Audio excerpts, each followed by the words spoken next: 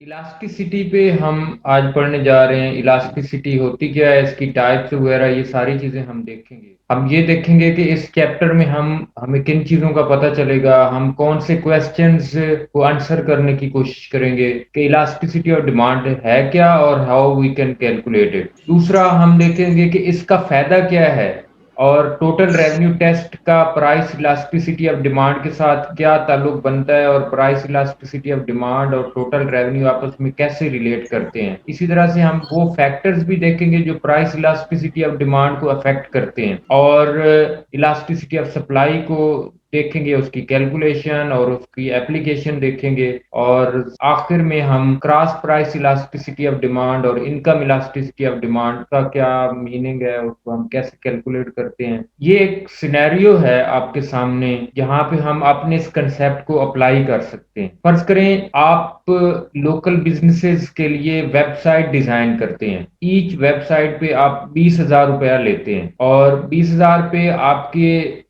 Websites की जो demand है वो 12 है वेबसाइट्स है पर मंथ। यानी एक महीने के अंदर अगर आपकी प्राइस पर वेबसाइट डिजाइनिंग 20,000 है तो महीने के अंदर 12 आपके पास कस्टमर्स आते हैं। और आप कस्टमर ज्यादा भी आ सकते हैं लेकिन जो 20,000 पे राजी होते हैं वो 12 हैं।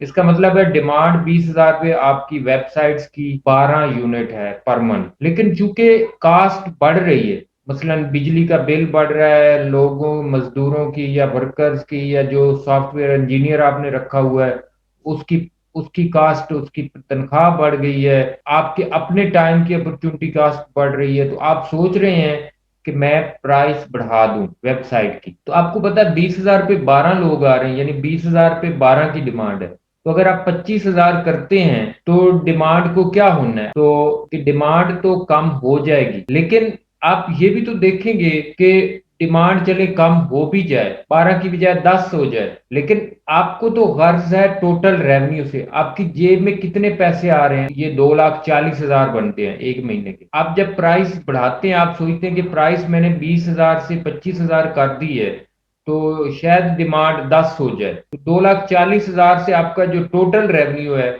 आपने प्राइस बढ़ाई तो आपका जो टोटल रेवेन्यू है वो 2,50,000 हो जाएगा। तो आपको इसमें फायदा है, आप प्राइस बढ़ा देंगे। तो ये है, आप सोचेंगे कि प्राइस बढ़ाने से डिमांड तो कम होगी लेकिन कितनी कम वेबसाइट्स बिकेंगी और आपको रेवेन्यू जो आपकी सेल्स हैं, आपकी जो अर्निंग है वो बढ़ेगी, कम होगी या सेम रहेगी। तो इससे आपको एक क्लू मिलेगा कि बढ़ानी चाहिए या नहीं बढ़ानी चाहिए। तो ये जो मैंने अभी आपको बताया, उस सिचुएशन में आपका जो टोटल रेवेन्यू है वो बढ़ रहा है तो आप बढ़ा देंगे। बेसिक आइडिया इलास्टिसिटी का ये है कि it measures how much one variable responds to changes in another variable. ये हमें बताती है कि अगर एक वेरिएबल में चेंज हो तो दूसरा कितना चेंज होगा। आपने एक वो प्लास्टिक देखी है कि आप कुछ ज्यादा इलास्टिक होते हैं, कुछ कम इलास्टिक होते हैं। तो कुछ पे आप थोड़ा सा जोर लगाएं तो वो ज्यादा एक्सपैंड कर जाती है, लेकिन कुछ पे आप ज्यादा जोर लगाएं तो फिर भी वो इतना एक्सपैंड नहीं करती। तो ये है इलास्टिसिटी का कंसेप्ट। उनमें से एक टाइप ऑफ इलास्टिसिटी जो है, it measures how much demand for your websites will fall if you raise your price. तो इलास्टिसिटी की डेफिनेशन ये है, it is a numerical measure of the responsiveness of quantity demanded और quantity supplied to one of its determinants. जो आपने supply और demand के determinants देखे हैं उनमें से अगर किसी में चेंज आती है तो डिमांड पे या सप्लाई पे क्या असर होगा, इसको हम इलास्टिसिटी कहते हैं। अगर डिमांड होगी तो वो इलास्टिसिटी ऑफ डिमांड बन जाएगी और अगर सप्लाई होगी तो वो इलास्टिसिटी ऑफ सप्लाई हो जाएगी। प्राइस इलास्टिसिटी ऑफ डिमांड है percentage change in quantity demanded divided by percentage change in price. इसकी एग्जांपल आपके सामने ग्राफ भी मैं आपको ड्रा करके दिखाऊंगा। तो प्राइस इलास्टिसिटी ऑफ डिमांड क्या है कि डिमांड में चेंज आना due to changes in price, और वो चेंजेस हम परसेंटेज में शो कर रहे हूं तो वो बन जाती है price elasticity of demand. Example है P1 पे आपकी डिमांड है Q1। अब फर्ज करें प्राइस राइज कर जाती है बाय 10%। तो ये देखिए P1 से P2 हो गया है। Price rises by 10%। इसकी वजह से जो क्वांटिटी डिमांडेड है, आपने लाभ डिमांड पड़ा हुआ है, प्राइस बढ़ेगी तो जो डिमांड है उसने कम होना ही होना है। तो प्राइस आपने 10% बढ़ाई, डिमांड 15% कम हो गई, तो elasticity of demand this divided by this, तो 15% डिवाइडेड बाय 10%, 1.5, ये यूनिटलेस क्वांटिटी है। इसका मतलब ये है 10% प्राइस बढ़े तो डिमांड 15% कम होती है। तो ये हमें बताता है 1% के लिए, 10% के लिए डिमांड 15% कम हो रही है, तो 1% अगर प्राइस बढ़े तो डिमांड कितनी कम होगी? 1.5%। तो ये एक यूनिट 1% के लिए हमें बता रहा है। तो या इसका उलट है, प्राइस अगर 1% कम होगी तो डिमांड 1.5% बढ़ जाएगी। इसका फार्मूला और कैसे हम कैलकुलेट करते हैं, ये सेम आप देख रहे हैं। हम डिमांड कर्व के ऊपर हम देखते हैं P and Q move in opposite direction. एक डिमांड कर्व के ऊपर प्राइस अगर बढ़ रही है तो डिमांड दूसरी साइड पे जाती है। आप देखिए प्राइस बढ़ रही है, डिमांड कम हो रही है, प्राइस कम होगी, डिमांड बढ़ेगी, which would make price elasticity negative. तो चूंकि इलास्टिसिटी ऑफ डिमांड या ऑन प्राइस भी हम इसको बोलते हैं, on price elasticity of demand.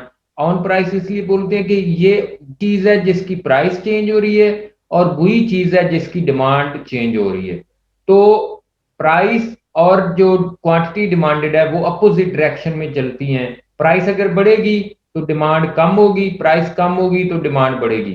तो इसका जो आंसर है वो नेगेटिव आएगा किसी भी सूरत में। प्राइस बढ़े तब भी नेगेटिव आएगा, प्राइस कम हो तब भी नेगेटिव आएगा, क्योंकि आप ऊपर देख रहे हैं प्राइस बढ़ेगी तो जो परसेंटेज चेंज इन प्राइस है वो पॉजिटिव होगा, और प्राइस के बढ़ने से डिमांड जो है वो कम होनी है तो वो नेगेटिव होगा। नेगेटिव का इसकी क्वांटिटी के साथ या एब्सोल्यूट वैल्यू के साथ इसका कोई लेना देना नहीं है। ये नेगेटिव सिर्फ डायरेक्शन को शो करता है, अदरवाइज जो क्वांटिटी है या एब्सोल्यूट वैल्यू है वो सेम रहती है।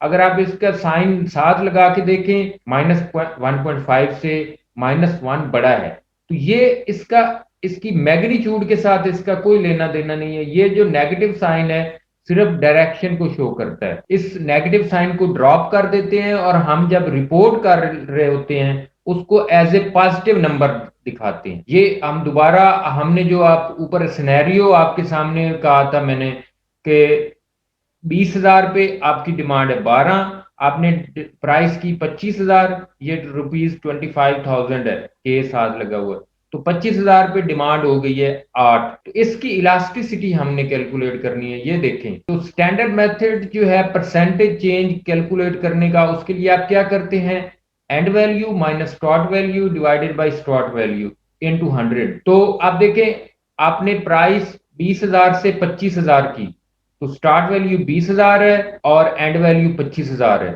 स्टार्ट वैल्यू 20,000 पे डिमांड 12 थी, तो ये स्टार्ट वैल्यू है, और 25,000 पे जो डिमांड है वो 8 थी, ये एंड वैल्यू है।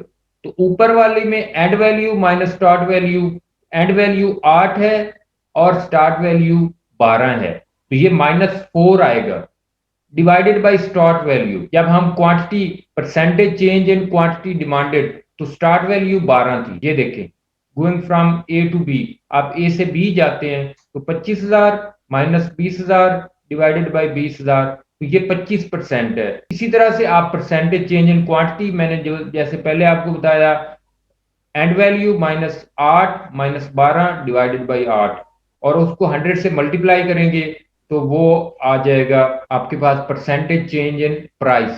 तो दोनों को आप ये देखें, from A to B price rises 25%, जबकि जो क्वांटिटी है इट फॉल्स बाय 33%। तो इलास्टिसिटी के, अब देखें ये परसेंट इस परसेंट के साथ कट जाएगा, तो हमारे पास पीछे बचेंगे 33 डिवाइडेड बाई 25, ये बराबर होगा 1.33। इसका मतलब क्या है, इसका मतलब ये है कि 1% अगर प्राइस चेंज होगी, चेंज होने का मतलब बढ़ भी सकती है, कम भी हो सकता है, इसका साइन नेगेटिव होता है लेकिन वो डायरेक्शन को शो करता है। तो प्राइस अगर 1% चेंज होगी तो डिमांड 1.33% चेंज होगी। इसका मतलब फर्दर ये है कि प्राइस अगर 1% बढ़ेगी तो डिमांड 1.33% कम होगी, प्राइस अगर 1% कम होगी तो डिमांड 1.33% बढ़ेगी।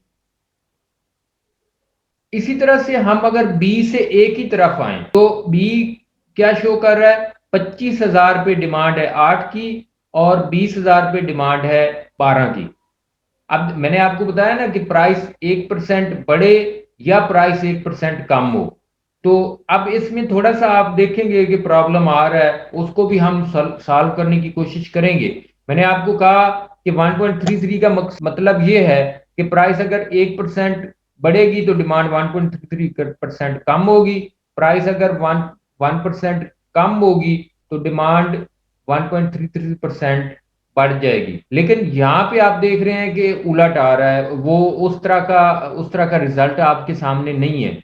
ए से बी पे जाए तो 1.33 है, बी से ए की तरफ जाए तो ये स्टार्ट वैल्यू कौन सी है, 25 और एंड वैल्यू 20, स्टार्ट वैल्यू है 8 और एंड वैल्यू है 12। तो इस हिसाब से आपने जब कैलकुलेट करना है, जो परसेंटेज चेंज इन प्राइस है 20% और परसेंटेज चेंज इन क्वांटिटी वो 50% आएगा, तो जो इलास्टिसिटी है वो 2.5 आएगी। इसका मतलब क्या है, हमने कहा ना कि ए से बी पे जाएं तो 1.33% है, लेकिन बी से ए पे आए तो ये 2.5% है। इसका मतलब ये है कि प्राइस अगर 1% कम होगी तो डिमांड 2.5% बढ़ जाएगी। तो ये एक मसला है, इसको हम सॉल्व करते हैं with the mid point method. हम दरमियान वाला पॉइंट लेते हैं जिसके लिए हम दोनों की एवरेज यूज करते हैं, and value minus start value divided by mid point. तो हम इनका मिड पॉइंट लेते हैं, ये देखें दोनों का मिड पॉइंट, इसका भी 25 और 20 का मिड पॉइंट क्या होगा, 22.5। या अगर हम 1000 की बात करें, ये 25,000 है ये 20,000 है, तो 22,500 ये मिड पॉइंट है। और ये आप कैसे फाइंड कर सकते हैं, बिल्कुल सिंपल तरीके से भी कर सकते हैं, दोनों को ऐड करें, डिवाइड करें 2 पे। इसी तरह से 12 और 8 का मिड पॉइंट क्या है, 10, या 12 और 8 को जमा करें डिवाइडेड बाय 2 करें तो फिर भी 10 है। चाहे आप ए से बी पे जाएं मिड पॉइंट वही रहेगा, बी से ए पे आए मिड पॉइंट वही रहेगा। तो आप इस तरीके से मिड पॉइंट फार्मूला के साथ आप करेंगे तो आपको सेम आंसर मिलेगा। ये फार्मूला है, आपने मिड पॉइंट, वो जो हम पहले वाला कर रहे थे उसको हम बोलते हैं पॉइंट इलास्टिसिटी। तो इस फार्मूले से अगर हम फाइंड करें तो इसको हम बोलते हैं आर्क इलास्टिसिटी। तो इसमें आप देख सकते हैं, चाहे हम एंड वैल्यू कोई सी लें स्टार्ट वैल्यू कोई सी लें, तो आपका आंसर जो है इलास्टिसिटी का वो सेम आता है और आपकी जो इंटरप्रिटेशन है वो भी सेम रहती है। तो ये देखें 25,000 माइनस 20,000 डिवाइडेड बाई 22,500, ये परसेंटेज चेंज इन प्राइस है। परसेंटेज चेंज इन क्वांटिटी जो है 12 माइनस 8 डिवाइडेड बाई 10 वो 40% है।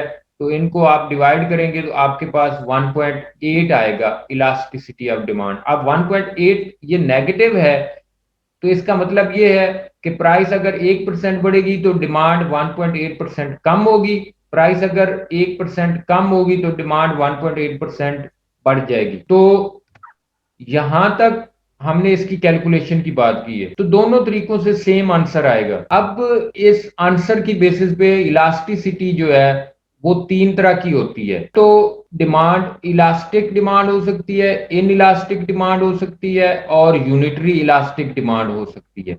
इलास्टिक डिमांड में क्या होता है, जो इलास्टिसिटी ऑफ डिमांड है उसकी वैल्यू मोर देन 1 आती है। मोर देन 1 का मतलब ये है कि ऊपर वाली फिगर ज्यादा है और नीचे वाली फिगर कम होगी। इसका मतलब ये है कि प्राइस में थोड़ी चेंज आएगी और डिमांड में ज्यादा चेंज आएगी।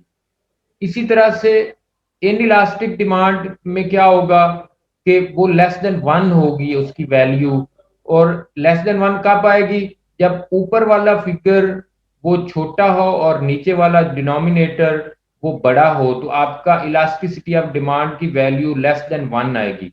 यानी percentage change in quantity demanded is less than percentage change in price.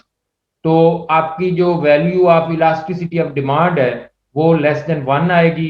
तो इसको हम बोलते हैं इन इलास्टिक डिमांड। और अगर दोनों बराबर हों, यानी परसेंटेज चेंज इन प्राइस और परसेंटेज चेंज इन क्वांटिटी, तो आपकी जो इलास्टिसिटी ऑफ डिमांड है वो 1 के बराबर आएगी। तो इसको हम बोलते हैं यूनिटरी इलास्टिक डिमांड। तो जो इलास्टिक डिमांड है इसका मतलब ये है कि it is sensitive to price changes और there are large change in quantity. Quantity demanded में ज्यादा चेंज आएगी और प्राइस में कम चेंज आ रही होगी। इन इलास्टिक डिमांड इसका उलट है, it is insensitive to price changes, यानी प्राइस में ज्यादा चेंज आ रही होगी और जो क्वांटिटी है उसमें कम चेंज आ रही होगी। टोटल रेवेन्यू किसके बराबर होता है? Price into quantity.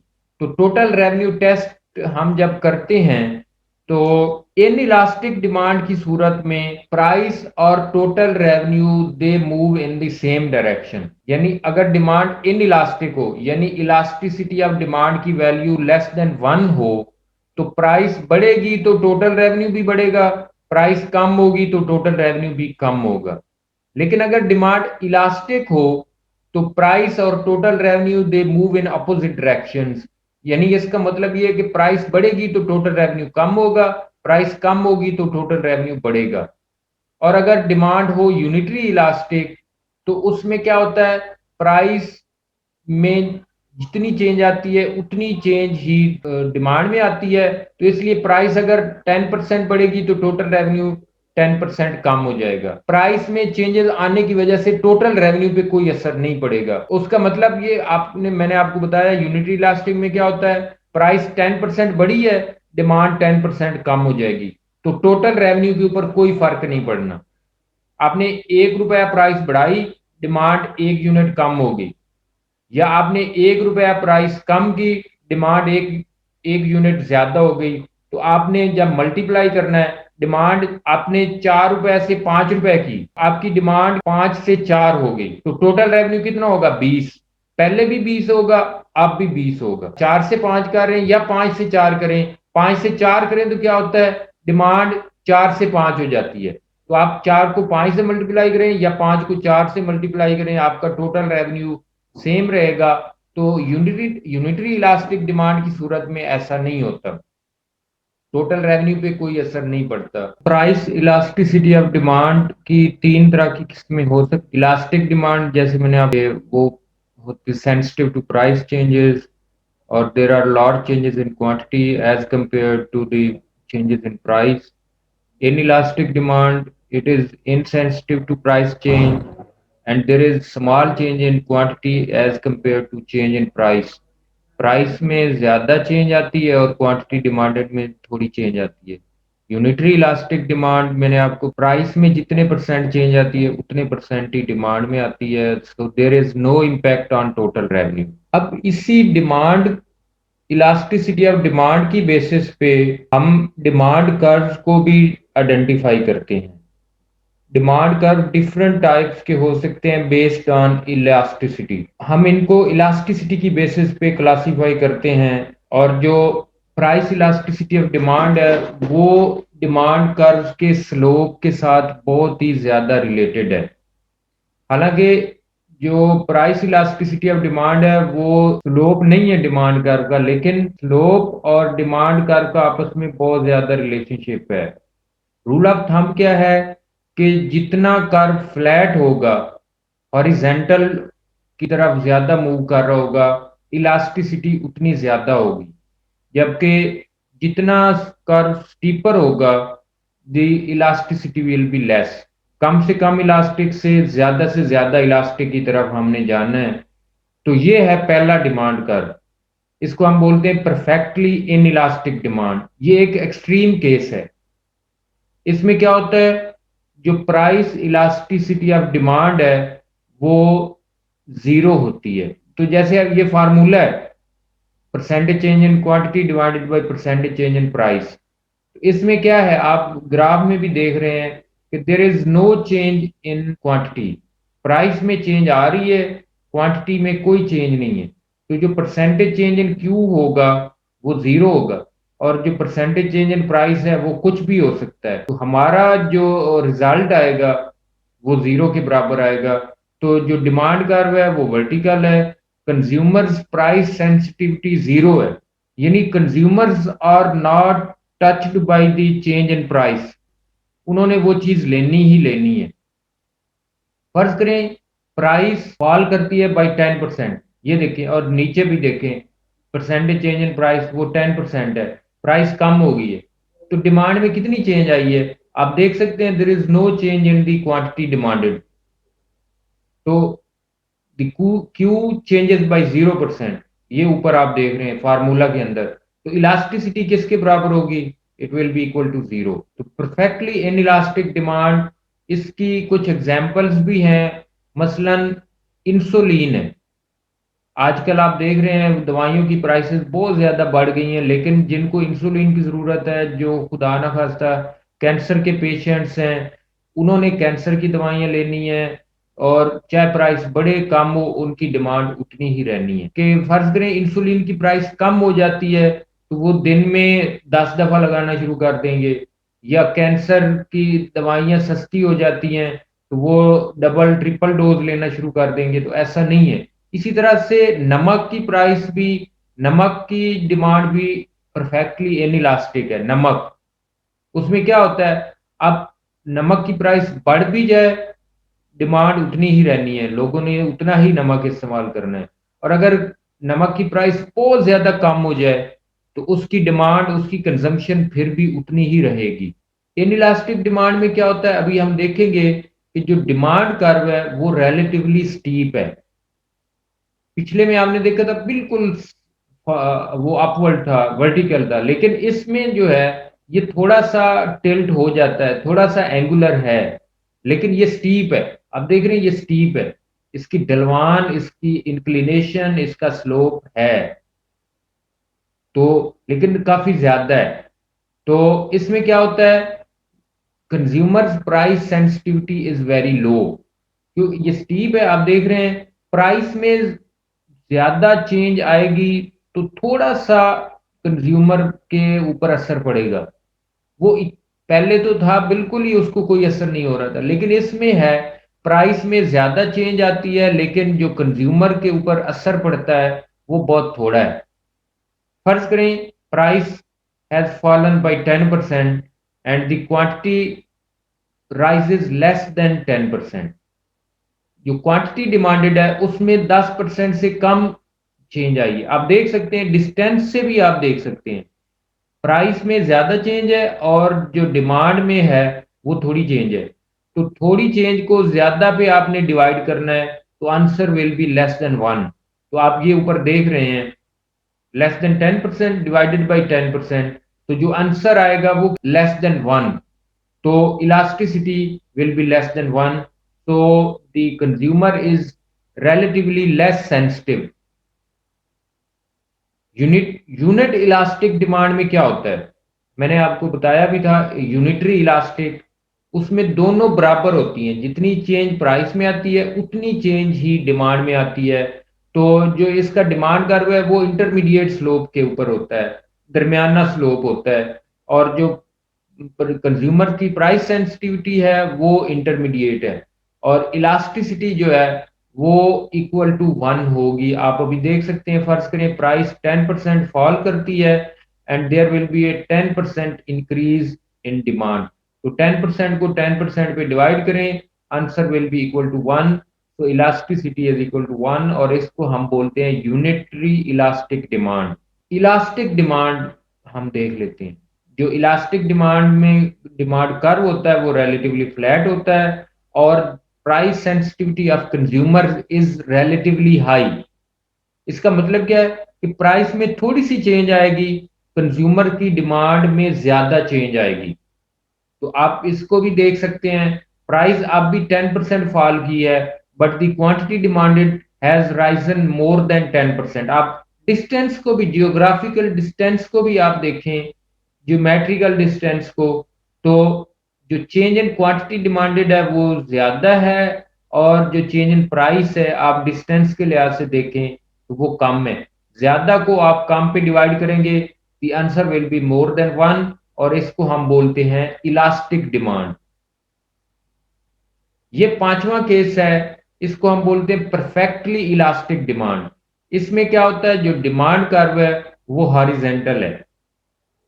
ये अदर एक्सट्रीम केस है, तो दोनों एक जगह से दूसरी जगह पे जाके रुक रहे हैं, वर्टिकल से हॉरिजेंटल पे आके रुक गए हैं। तो ये परफेक्टली इलास्टिक डिमांड है। इसमें क्या होता है कि प्राइस में तो कोई चेंज नहीं आती, लेकिन डिमांड के अंदर काफी ज्यादा चेंज आ भी सकती है, नहीं भी आ सकती। तो प्राइस, तो कभी आप देखते हैं लोगों की डिमांड फॉर फूड या डिमांड फॉर वेजिटेबल या डिमांड फॉर फ्रूट्स, कभी एक 100 रुपए का, 100 रुपए का किलो एक सेब है, तो आज एक फैमिली या एक बंदा ले लेगा, कल नहीं लेगा। तो प्राइस में कोई चेंज नहीं आई, आज नहीं लेगा कल वो ले लेगा, कल 1 किलो लेगा परसों 2 किलो ले लेगा। तो जो 2 किलो उसने अपनी एप्पल की डिमांड की है, तो लाभ डिमांड कहता है प्राइस कम होगी तो डिमांड बढ़ेगी, लेकिन ऐसा नहीं हुआ, प्राइस तो कम हुई नहीं, प्राइस तो उतनी ही है। लेकिन आज उसकी डिमांड थी 1 किलो, कल 2 किलो हो सकती है, परसों 3 किलो हो सकती है, प्राइस में कोई चेंज नहीं आ रही। तो इसको हम बोलते हैं परफेक्टली इलास्टिक डिमांड।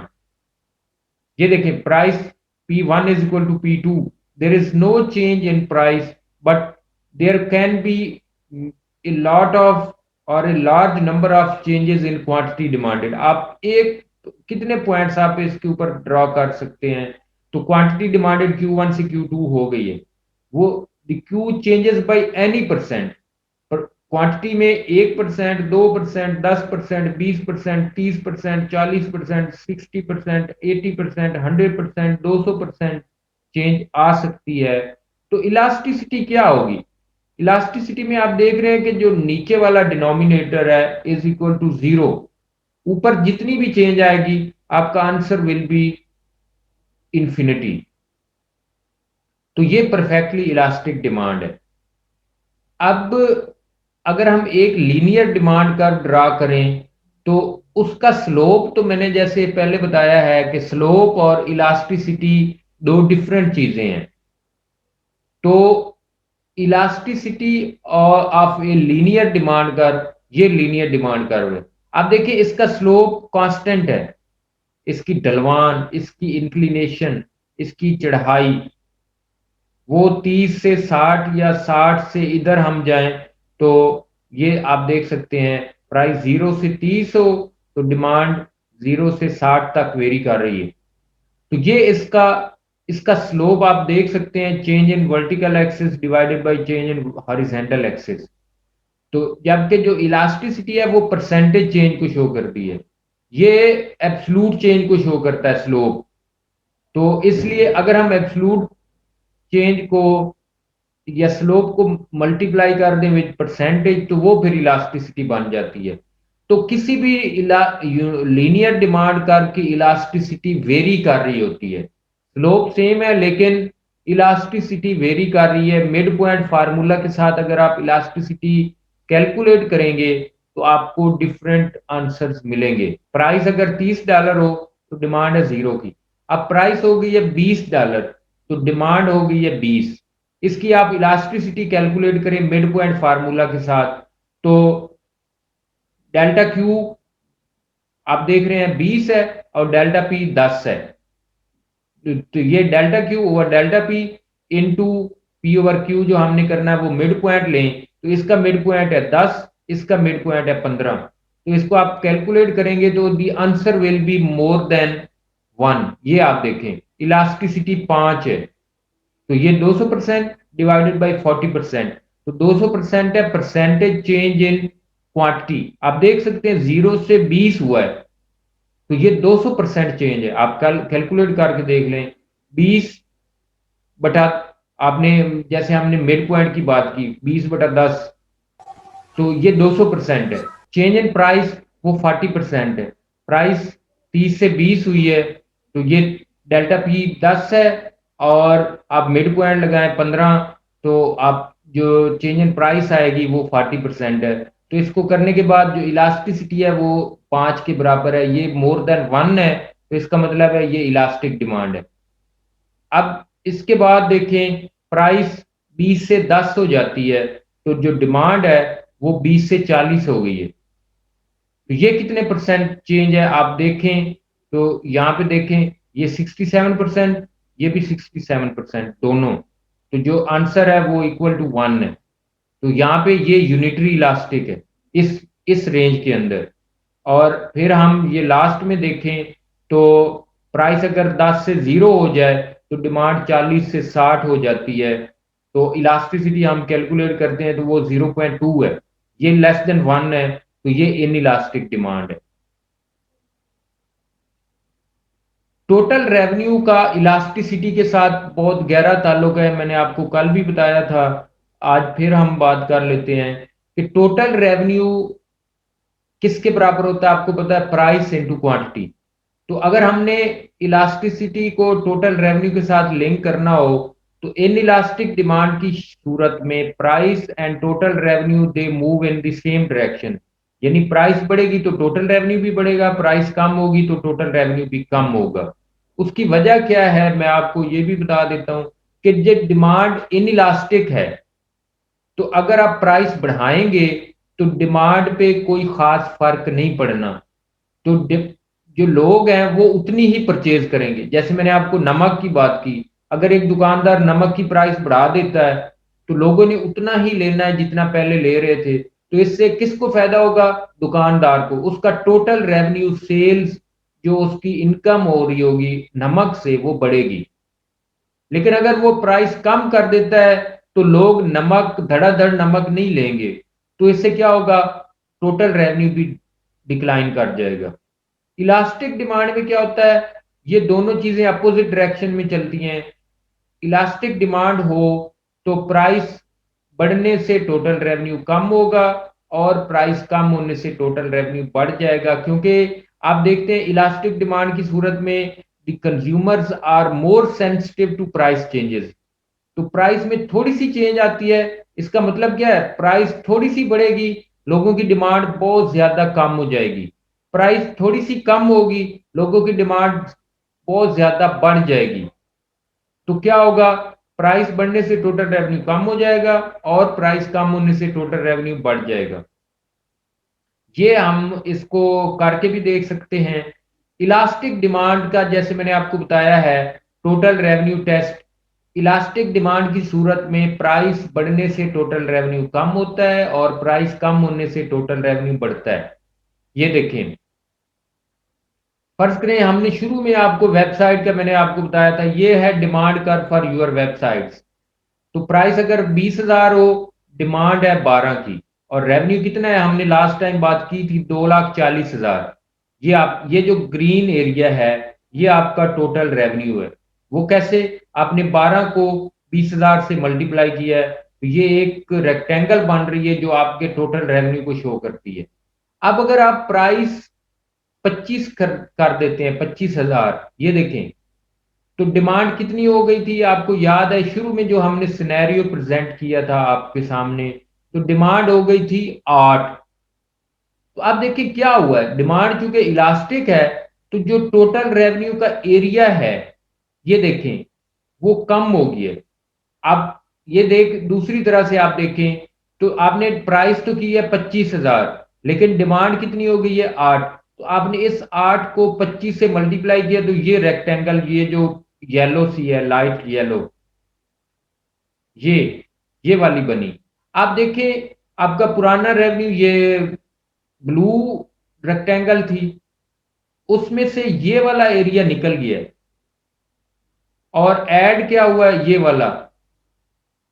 तो आप देख सकते हैं जो आपके रेवेन्यू में लॉस हुआ है वो ज्यादा है as compare to the gain in your revenue. तो क्या होगा? आपका टोटल रेवेन्यू प्राइस बढ़ाने से कम हो जाएगा। तो आप देख सकते हैं ये lost revenue due to lower Q, तो ये वाला निकल गया है और ये वाला ऐड हुआ है। ये देखें आप, increase revenue due to higher P. तो क्या होगा? आपका टोटल रेवेन्यू आप देख सकते हैं 25 को 8 से मल्टीप्लाई करें तो ये 2 लाख है। तो आपका जो टोटल रेवेन्यू वो फॉल कर गया due to price increase. So when demand is elastic, a price increase causes revenue to fall. दूसरी सिचुएशन हम देखते हैं, आप इसमें ये भी देख रहे हैं, आप डिमांड कर्व को भी देखें। आपको याद होगा हमने पहले जो पढ़ी है कि डिमांड कर्व फ्लैट होता है। इसमें देखें डिमांड कर्व की शक्ल देखें, ये रिलेटिवली फ्लैट है। लेकिन अभी हम जो नेक्स्ट स्लाइड पे जा रहे हैं उसमें आप देखेंगे कि डिमांड कर्व वो रिलेटिवली स्टीपर है और डिमांड है इन इलास्टिक, इसकी इलास्टिसिटी है 0.82, लेस देन 1 है। तो क्या होगा, अभी आप देखेंगे कि प्राइस बढ़ाने से टोटल रेवेन्यू बढ़ेगा और प्राइस कम करने से टोटल रेवेन्यू भी कम होगा। तो ये देखें, फर्ज करें प्राइस है 20 और क्वांटिटी डिमांडेड है 12, तो आपका टोटल रेवेन्यू 2,40,000, ये आप देख रहे हैं 20 को आपने 12 से मल्टीप्लाई करना है कि अगर आपकी प्राइस हो 20,000 तो 12 यूनिट सेल होते हैं, बिकते हैं, तो रेवेन्यू कितना मिलेगा, वो 2,40,000 होगा। ये एक रेक्टेंगल बनेगी, 12 को हम 20 से मल्टीप्लाई करें तो ये एक रेक्टेंगल का एरिया होता है, लेंथ इनटू विड्थ। आप देखें, हमने देखना है कि जो डिमांड है वो इनइलास्टिक है, आपने प्राइस कर दी है 25,000, तो डिमांड कितनी हो गई है, 12 से 10 हो गई है। अब देखिए gain in revenue and loss in revenue, वो अब तो गेन ज्यादा है लॉस थोड़ा है, तो आपका टोटल रेवेन्यू बढ़ेगा और आप देख रहे हैं 2,50,000। ये देखें, lost revenue due to lower quantity demanded और added revenue due to higher P. तो ये एरिया ज्यादा है, ये एरिया कम है, तो आपका टोटल रेवेन्यू बढ़ रहा है, आपके सामने है, हमने इसको मल्टीप्लाई करके भी देख लिया है। तो ये चीज है जो आपको टोटल रेवेन्यू और इलास्टिसिटी का लिंक बताती है। अब इसके डिटर्मिनेंट्स क्या हैं, इसके डिटर्मिनेंट्स चार हैं, इलास्टिसिटी ऑफ डिमांड के चार डिटर्मिनेंट्स हैं। एक है सब्स्टिट्यूटेबिलिटी, यानी ऐसी चीज जिसके सब्स्टिट्यूट्स अवेलेबल हों उसकी डिमांड इलास्टिक होगी। अब देखिए फ्रूट्स के बहुत ज्यादा सब्स्टिट्यूट्स अवेलेबल हैं, एप्पल नहीं तो सेब, बनाना आप ले लेंगे, बनाना नहीं तो आप अमरूद ले लेंगे, आप जामुन ले लेंगे, और बहुत सारे हैं, लेकिन नमक का सब्स्टिट्यूट नहीं है।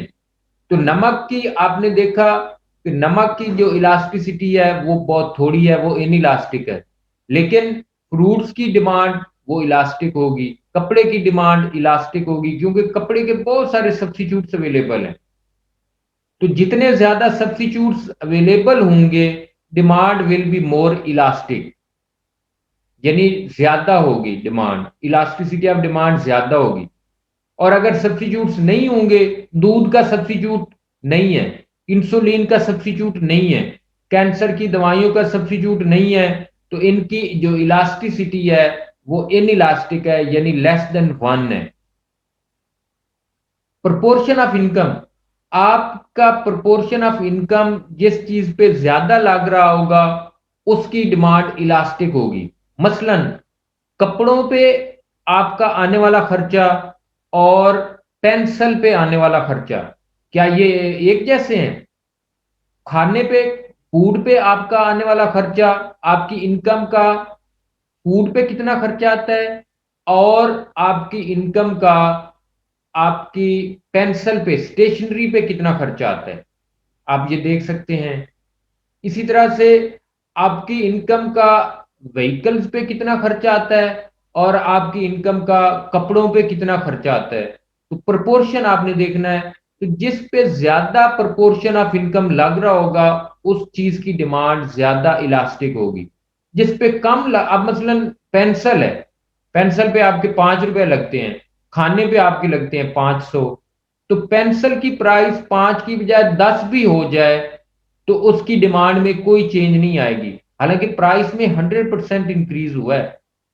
इसी तरह से फूड की प्राइस अगर 500 पर पर मील, वो 500 की बजाय 800 हो जाए तो आप फिर सब्स्टिट्यूट्स की तरफ जाएंगे, आपकी डिमांड, आप वो वाला खाना मटन की बजाय आप दाल की तरफ शिफ्ट हो जाएंगे। टाइम होराइजन, टाइम होराइजन है कितना टाइम पीरियड है। तो जो इलास्टिसिटी है वो लॉन्ग रन के अंदर ज्यादा होती है और शॉर्ट रन के अंदर कम होती है, यानी लॉन्ग रन में इलास्टिक डिमांड होती है और शॉर्ट रन में इन इलास्टिक। मसलन आज, लेकिन 10 दिन 15 दिन के वक्फे की हम बात करें, आज अगर पेंसिल की प्राइस 5 की बजाय 8 हुई है तो आप ले लेंगे, लेकिन ओवर टाइम अगले 2 साल या अगले 10 दिन 20 दिन, तो उसमें आपकी डिमांड में कोई ना कोई असर आएगा। इसी तरह से हमारे पास टाइम थोड़ा है तो मैं इसको कंप्लीट करने की कोशिश कर रहा हूँ। चौथा है निसेसिटी वर्सेस लग्जरी। तो कुछ आइटम्स होते हैं जो जरूरी होते हैं और कुछ होते हैं जो लग्जरी होते हैं। तो demand elasticity of demand is high for luxuries and low for necessities. मैंने जैसे आपको कहा नमक ये जरूरत है, इंसुलिन जरूरत है, दूध जरूरत है, लेकिन ब्रांडेड शूज, ब्रांडेड क्लॉथ्स, गाड़ियां ये लग्जरीज हैं। तो जो लग्जरीज हैं उनकी डिमांड इलास्टिक है और जो निसेसिटीज हैं उनकी डिमांड इन इलास्टिक होती है आमतौर। Price elasticity of supply measures how much quantity supplied responds to a change in price. ये इसका फार्मूला है, percentage change in quantity supplied divided by percentage change in price, and loosely speaking it measures the price sensitivity of seller supply. तो ये sellers की sensitivity towards price changes show करती है कि वो कैसे रिस्पॉन्ड करेंगे अगर प्राइसेस चीजों की चेंज होती हैं। उनकी सप्लाई बढ़ेगी, कम होगी, सेम रहेगी, ये हम इससे हमें पता चलता है। तो we use mid point method to compute percentage changes. हमने देखा था जैसे पहले, तो बिल्कुल उसी तरह से हम मिड पॉइंट फार्मूला यूज करेंगे अगर हमने परसेंटेज चेंज फाइंड करनी हो। तो ये हमारे पास एग्जांपल्स हैं। P1 पे सप्लाई Q1 है, तो अगर प्राइस बढ़ती है बाई 8%, तो क्या होगा आप देख रहे हैं, प्राइस 8% बढ़ी है तो सप्लाई जो है इट राइजेस बाई 16%। तो परसेंटेज चेंज इन सप्लाई या quantity is 16%, percentage change in price is 8%। तो elasticity of supply is equal to 2, ये एक से बड़ी है, तो हम इसको बोलते हैं इलास्टिक सप्लाई। आगे आएंगी ये इसकी जो डिफरेंट टाइप्स हैं, लेकिन फिलहाल ये आप देख सकते हैं। इलास्टिसिटी ऑफ सप्लाई एक से बड़ी हो तो इसको हम इलास्टिक बोलते हैं, एक के बराबर हो यूनिटरी इलास्टिक, एक से कम हो इन इलास्टिक। और अगर elasticity of supply is equal to 0 तो परफेक्टली इन इलास्टिक, और अगर इन्फिनिटी हो तो परफेक्टली इलास्टिक। अब ये परफेक्टली इनइलास्टिक एक्सट्रीम केस है। आप देख रहे हैं जैसे हमने देखा था परफेक्टली इनइलास्टिक डिमांड, तो उसी तरह से परफेक्टली इनइलास्टिक सप्लाई भी है। तो इसमें percentage change in quantity divided by percentage change in price. Price में बहुत ज्यादा चेंजेस आ रही हैं लेकिन क्वांटिटी में कोई चेंज नहीं है, तो प्राइस 10% बढ़े भी लेकिन सप्लाई में देर इज नो चेंज, तो आपकी जो इलास्टिसिटी है वो जीरो है, यानी प्राइस सेंसिटिविटी ऑफ सेलर्स वो जीरो है।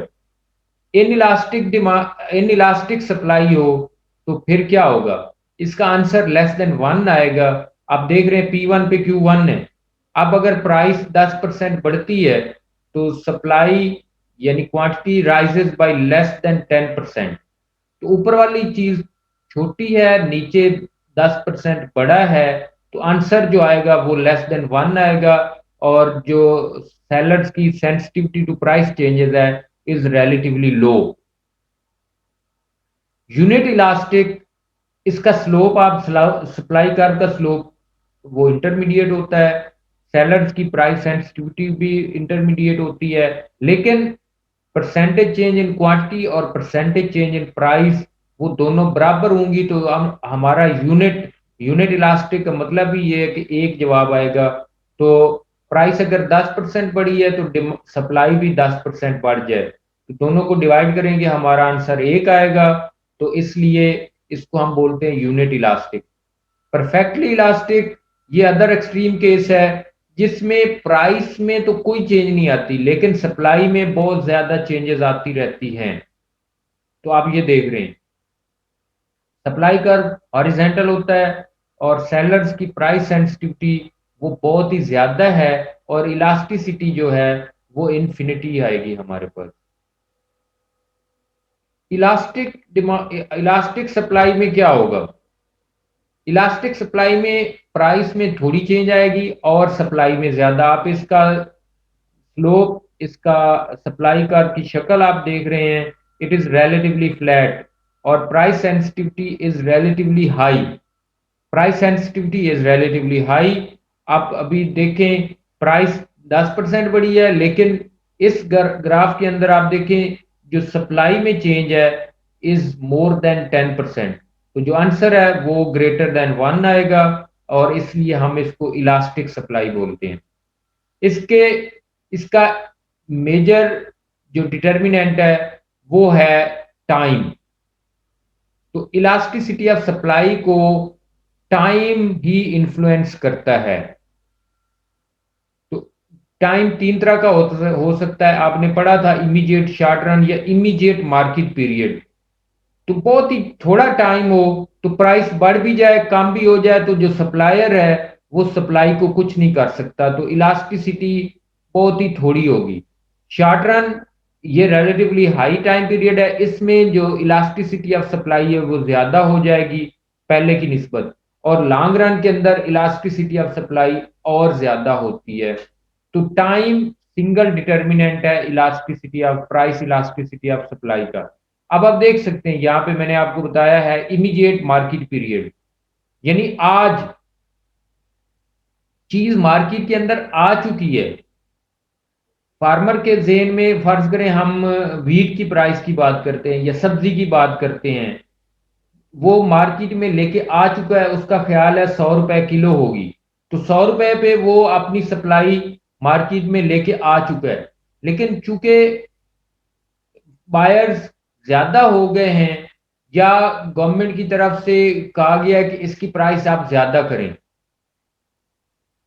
डिमांड ज्यादा हो गई, मैंने आपको बताया कि डिमांड अगर ज्यादा हो गई है, सप्लाई तो उतनी ही है, वो सप्लाई ज्यादा नहीं हो सकती, तो क्या होगा, प्राइस बढ़ जाएगी, लेकिन सप्लाई तो जो आ चुकी है मार्केट में उससे ज्यादा नहीं हो सकती।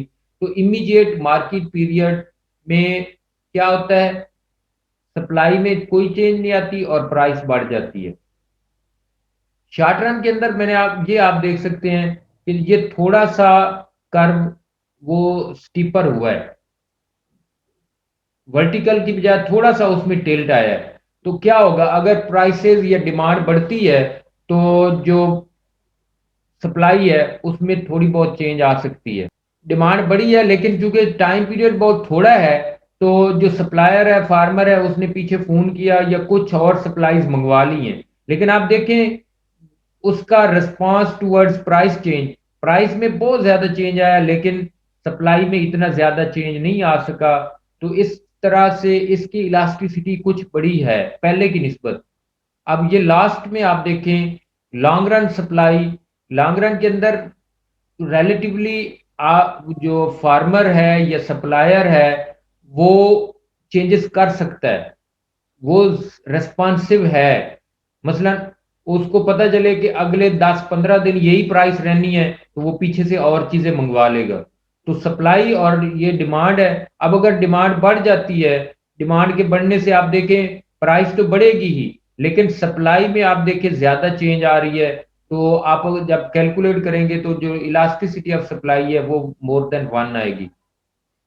अब कुछ और इलास्टिसिटी की किस्में हैं, जैसे cross price elasticity of demand. तो इसका ये फार्मूला है EXY, percentage change in quantity demanded of product X divided by percentage change in product in the price of product Y।